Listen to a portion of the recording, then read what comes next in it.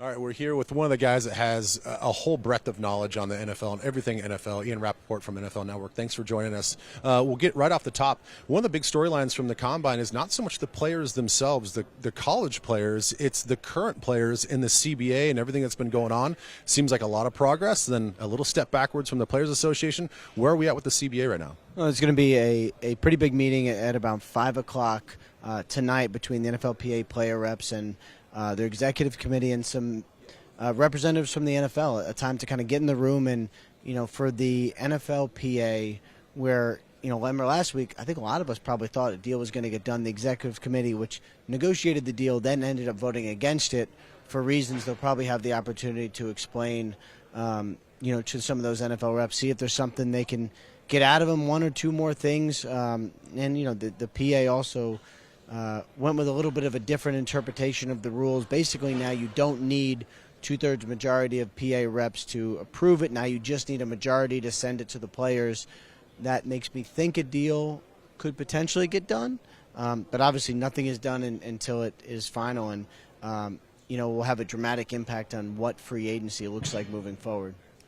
And I know that there's a lot of information that's sort of speculative on what exactly is the hangups. Is it the 17 games? Is it how you distribute the percentage of the all revenue? Like, what seems to be the one thing that the players have been like, whoa, let's take another look at this and let's reevaluate it? Well, the thing about the 17 games is every proposal that they've gone back and forth with between the NFL and the NFLPA has included 17 games. So it's never been, it's the basis around which they are negotiating. So it seems interesting now that all of a sudden it's like, well, what, we're not okay with 17 games, when in reality that's been, sort of the basis for negotiations. The split, I think all players would obviously like it to be 50-50.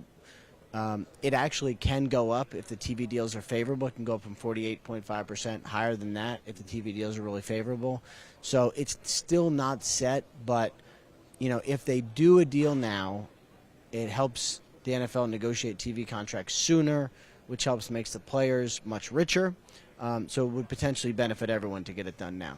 And part of that all revenue pie potentially is the monetization of this particular situation, the NFL Combine. There's been speculation about, should we move it? Should we make it like the NFL Draft? Should we open it up for ticket sales? Where any sort of headway and any sort of knowledge on what's going on with making this sort of a moneymaker for the NFL? Well, I think what they're basically trying to do this year is they changed the format. They changed the way the interviews take place. Everything basically takes place in a stadium now. If it all works, if the teams like it, if they like the process, if they like everything taking place in a stadium, potentially you could look at moving it to a different stadium. I'm not saying they're going to, but I'm saying they would have an understanding of maybe if a stadium in Dallas would be better or a stadium in Los Angeles or something like that. I mean, the NFL does like to monetize things, and I'm sure there are people who do not love the Indianapolis weather. Maybe California would be nicer. But it's been here for a long time, and I know everybody likes the routine of it. Yeah, I'm kind of in that one that, hey, it's already here. It's not broken. I know everybody loves it, but the NFL is the NFL, and they were going to try to squeeze out every little dollar sometimes that they can. Last question for you. We've had a chance even today just to see some of the quarterbacks roll through. As always, seems like every year it's either going to be an offensive tackle or a quarterback, probably taking number one.